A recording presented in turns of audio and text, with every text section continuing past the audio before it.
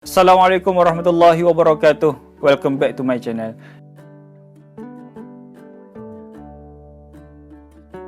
Jadi hari ini saya nak kongsikan kepada korang semua kisah Nabi Ismail alaihi salam. Jadi Nabi Ismail alaihi salam ni merupakan anak yang pertama kepada Nabi Ibrahim alaihi salam. Kerana Nabi Ibrahim ni mengahwin dua wanita, iaitu Hajar dan Sarah. Macam mana dia kahwin dua wanita dan kenapa Nabi Ibrahim mengahwini dua wanita, saya dah ceritakan dalam video saya yang sebelum ni. Korang boleh tengok sedikitlah dalam video yang sebelum ni. Jadi Nabi Ismail disebut oleh Allah Subhanahu Wa Taala sebanyak 12 kali di dalam Quran, dan Nabi Ismail juga banyak kisah-kisah yang menarik, dan di antaranya ada dua kisah yang kita boleh kongsikan hari ini. Jadi Nabi Ismail ini merupakan seorang lelaki yang sangat berpegang kepada janjinya ataupun kata-katanya, kerana diceritakan dalam Imam At-Tabari, suatu hari Nabi Ismail ada buat satu appointment lah kata, ataupun satu perjanjian dengan seorang lelaki untuk berjumpa di suatu tempat dan suatu masa. Jadi bila tiba hari yang mereka janjikan, maka Nabi Ismail pun pergi ke tempat yang dijanjikan. Tetapi malangnya lelaki itu dia lupa yang hari itu dia ada janji dengan Nabi Ismail untuk berjumpa, untuk bertemu dengan Nabi Ismail. Dia lupa.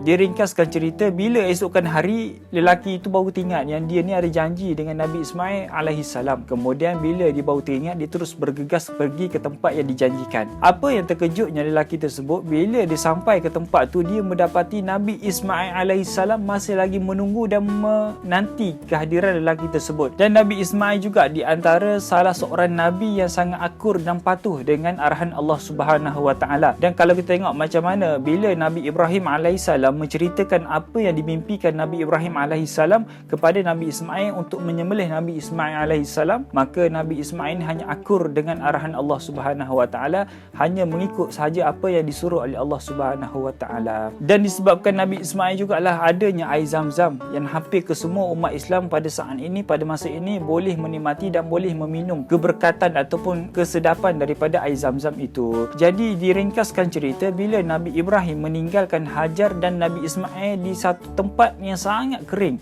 yang tiada penempatan pada ketika itu. Kemudian bila makanan mereka ni ataupun minuman mereka ni mula kehabisan, maka Hajar ni mula rasa takut kerana kawasan yang mereka tinggal pada ketika itu tidak ada sumber air. Maka mulalah Hajar bangun dan berlari di antara Bukit Safar dan Bukit Marwah. Dan cerita ini, kisah ini kita boleh tengok dalam hadis yang diriwayatkan oleh Imam Bukhari. Kenapa Siti Hajar berlari ke Bukit Safar? Kenapa tak berlari ke tempat lain?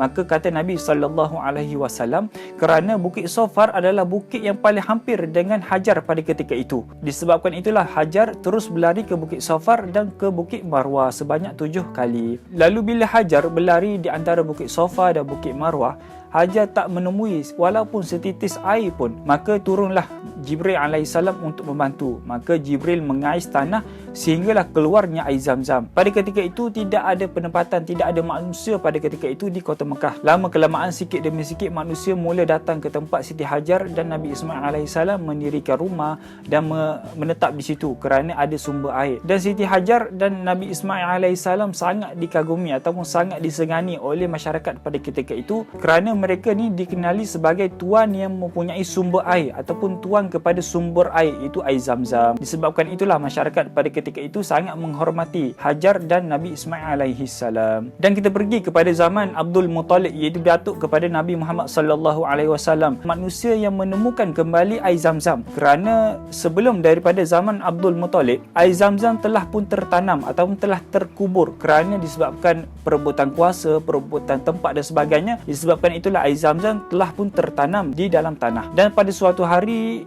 Abdul Muttalib ataupun datuk kepada Nabi Muhammad sallallahu alaihi wasallam ni bermimpi yang dia ni menggali air Zam-Zam. Maka bila keesokan harinya, dia terus mencari air Zam-Zam ke sana dan ke sini sebagainya, terus menggali ke tanah ini, ke tanah itu dan sebagainya. Dan masyarakat Quraisy pada ketika itu yang melihat perbuatan Abdul Muttalib, mereka ni menganggap perbuatan Abdul Muttalib adalah perbuatan yang sia-sia, kerana mana mungkin, mustahil nak menemukan sumber air di satu padang pasir yang sangat-sangat kering kontang. Jadi bila Abdul Muttalib ni berjaya menemukan air Zam-Zam, maka kesemua masyarakat Quraisy pada ketika itu dapat meminum dan menikmati kembali air Zam-Zam sampailah ke saat ini.